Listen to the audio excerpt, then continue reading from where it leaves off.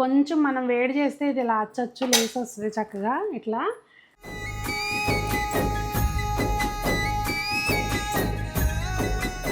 పాకం అయితే మట్టికి భలే వచ్చింది.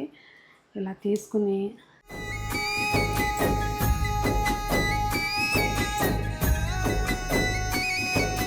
ఏ క్యాండీస్ ఏమీ సరిపోబెట్టి ముందు అంత బాగుంటుంది.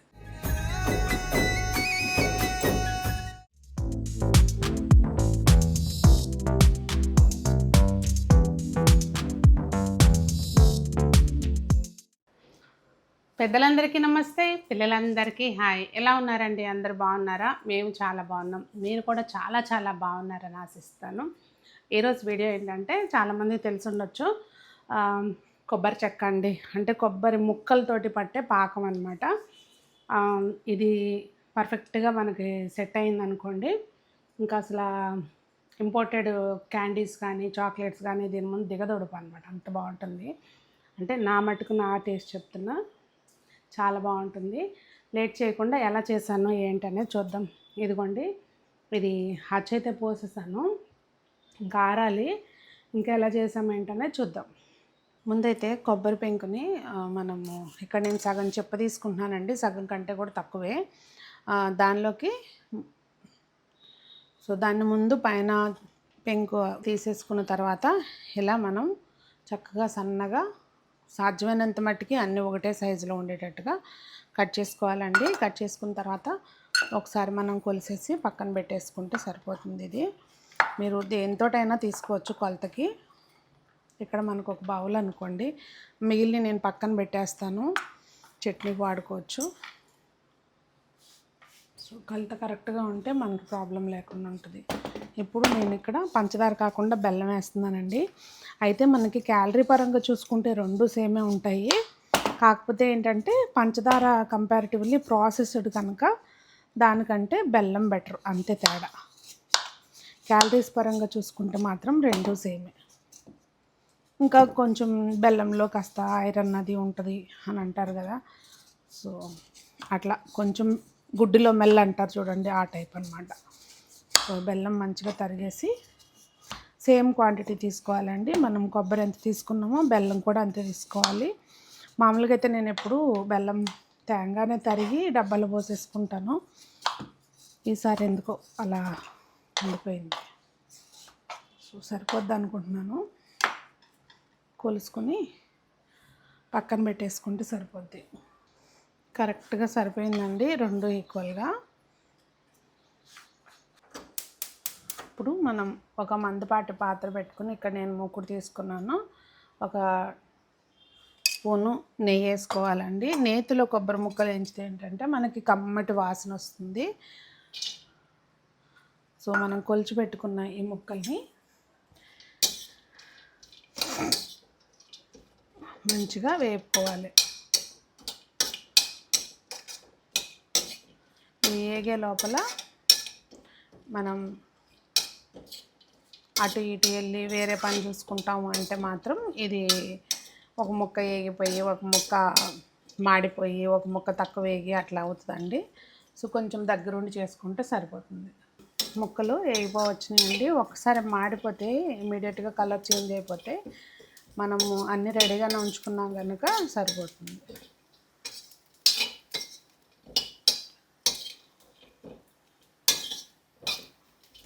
మనకు అట్లా వేగితే సరిపోతుందండి.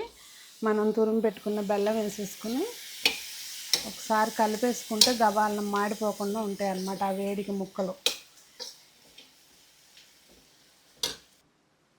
ఇందులోకి కొంచెం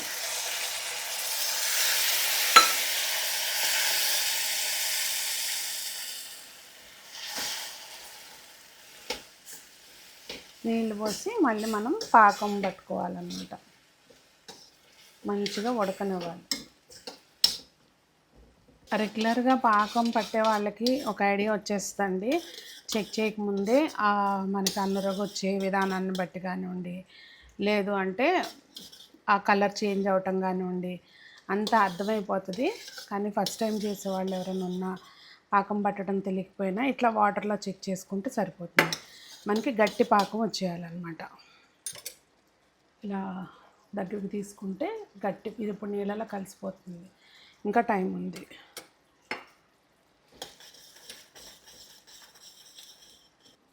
ఈ లోపల మనం ప్లేట్కి ఎందులో అయితే పాకం వేద్దాం అనుకుంటున్నామో అచ్చు దానికి కొద్దిగా నెయ్యి రాసేసుకుని పక్కన పెట్టేసుకోవాలండి.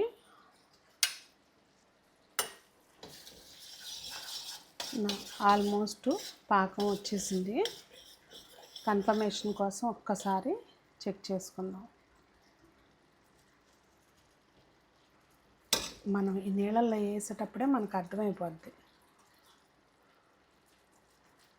నీళ్ళు వేడెక్కిపోయినాయి అనుకోండి, నీళ్ళు మార్చుకుని చెక్ చేసుకోవాలి. పాకం చూసారా ఇట్లా వచ్చిందంటే మనకి ఇంకొంచెం గట్టిపడాలన్నమాట. నీళ్ళు చేంజ్ చేసుకుందాం.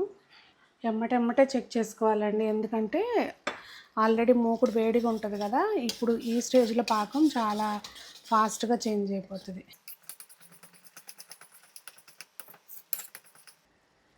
చూసారా వైట్ నురుగు వచ్చేస్తుంది. మళ్ళీ ఒకసారి ఫ్లేమ్ మనము పూర్తిగా లోలో పెట్టేసుకోవాలండి, లేకపోతే ఏమవుతుందంటే మనం చెక్ చేసుకునే లోపల తేడా వచ్చేస్తుంది అనమాట. అంటే కొంచెం ఎక్కువైనా పర్లేదు, ఇది మనకు గట్టి పాకమే రావాలి కనుక. ఆల్మోస్ట్ వచ్చేసింది పాకం, ఒక్క నిమిషం అంతే గట్టి పాకం వచ్చేసిందండి. ఇంకా ఇప్పుడు దీన్ని కొద్దిగా యాలకుల పొడి వేసుకుని కలిపేసుకుని మనం అచ్చిపోసేసుకుందాం.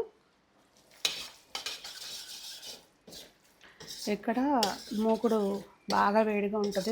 2 చేతుల్లోనూ నాప్కిన్ పట్టుకుని అప్పుడు దించాలండి మూకుడు, లేకపోతే చేయగాలే ప్రమాదం ఉంటుంది. ఇప్పుడు ఏంటంటే మనకి చాలా ఫాస్ట్గా గడ్డగట్టేస్తుంది. మనం కొంచెం ఫాస్ట్గా దీన్ని టైట్గా స్ప్రెడ్ చేసుకోవాలండి. ఈవెన్గా ముక్కలు అన్ని వైపులకి సమానంగా వచ్చేటట్టుగా చూసి చక్కగా స్ప్రెడ్ చేసుకోవాలి.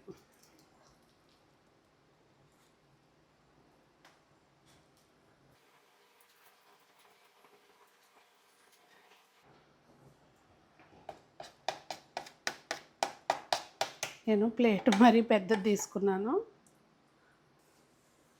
అంతే. గట్టిపడినివ్వాలి. జస్ట్ ఒక 5 మినిట్స్లో గట్టిపడిపోతుంది. అంటే పూర్తిగా చల్లారదు కానీ గట్టిపడిపోతుందండి. ఇదిగోండి, కొంచెం మనం వేడి చేస్తే ఇది ఇలా అచ్చచ్చు లేసి వస్తుంది చక్కగా. ఇట్లా వేడి చేసాం కదా, అందుకే సాగుతుంది. మళ్ళీ కాసేపు అయితే మంచిగా వస్తుంది. అబ్బా, పాకం అయితే మట్టికి భలే వచ్చింది. ఇలా తీసుకుని